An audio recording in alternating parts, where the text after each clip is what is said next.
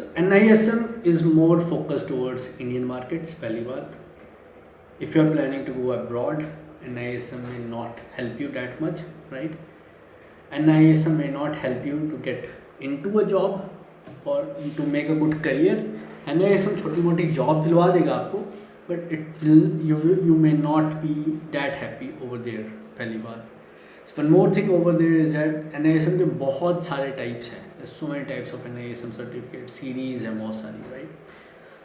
For those who have just started, जिन्होंने दिया नहीं है NISM का पेपर कभी भी, start from the easiest one, right? जो आपको सबसे सिलेबस देख लो, जो आपको सबसे आसान लगे, अप्लाई फॉर डैट. 3 से 6 महीने का टाइम रहता है. वो बुक्स आपको आ जाएंगी, बुक्स आप पढ़ो. बुक्स सारी पढ़ते नहीं हैं लोग क्या करते हैं, सिलेबस देखते हैं, थोड़ा टीचर वगैरह से सीख लेते हैं, यूट्यूब से देख लेते हैं, MCQ क्वेश्चन सॉल्व कर लेते हैं, and they just give the exam and it is easy, हो जाता है पेपर क्लियर. तो आप पहली बार जब कोई पेपर क्लियर करोगे NISM का, उसके बाद यू विल बिकम, आपकी हेजिटेशन कम हो जाएगी and then go for the other papers as well. तो म्यूचुअल फंड का, इक्विटी, इन्वेस्टमेंट एडवाइज़र, ये वाले तो दे ही देना with the passage of time. Rest जो फाउंडेशन कोर्सेज होते हैं NISM के, वो भी देते रहना. इससे बेनिफिट क्या रहेगा आपको, when you will be going for job, it will give some weightage on others. जैसे म्यूचुअल फंड वाला था, डेरिवेटिव्स वाला थोड़ा सा डिफिकल्ट रहता है शुरू में, तो म्यूचुअल फंड्स वाला दे लो, इक्विटी वाला दे लो, राइट. एंड इसके अलावा आप थोड़ा सा फाउंडेशन वाला दे लेना, that will be more than sufficient. फिर जैसे जैसे आपको ठीक लगे, once your hesitation you have really become better in this, फिर आप सारे दे लो. इसमें there is no nothing wrong in this.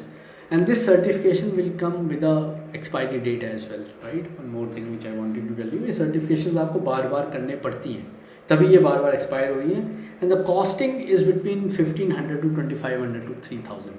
इसमें पढ़ाएंगे नहीं वो लोग आपको, इसमें आपको सिर्फ बुक्स मिलेंगी और आपका एग्ज़ाम डेट फाइनल होगी, दैट्स इट. फिर आपको खुद ही उन बुक्स को घर में बैठ के पढ़ना पड़ेगा. This is how NISM books. But yes, if you want to stay in India, अगर आप MBA हो तब तो वैसे ही दे के रख लो, right.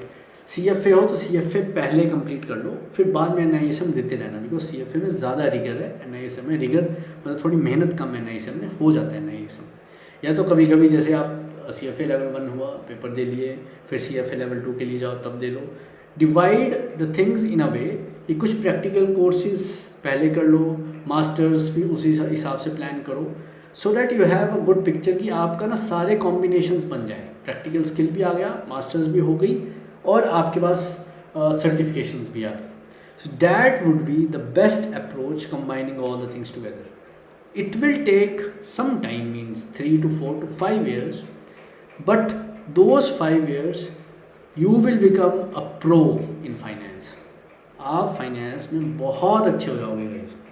You can start your own firm, advisory firm. NISM का सर्टिफिकेट भी होगा, you have the CFA certification, masters as well.